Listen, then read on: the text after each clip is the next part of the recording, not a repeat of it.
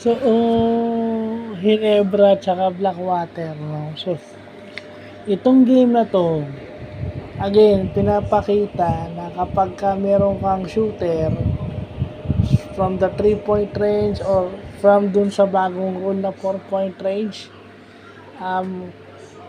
madali nang ma-secure yung panalo because Blackwater made shots.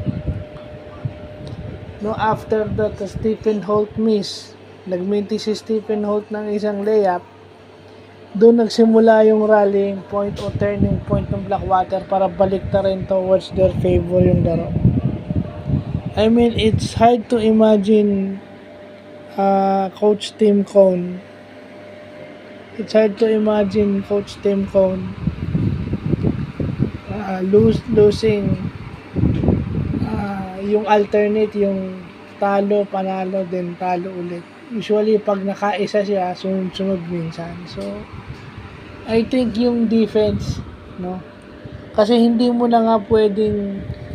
na pwedeng magano eh.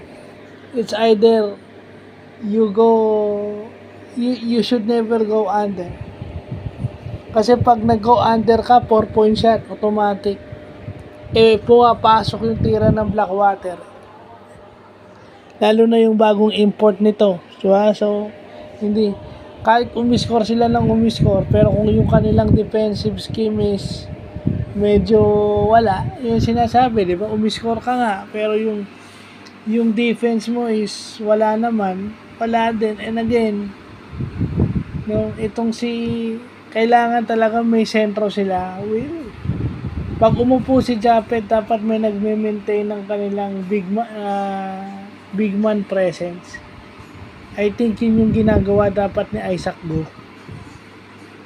Especially defensively. Yeah.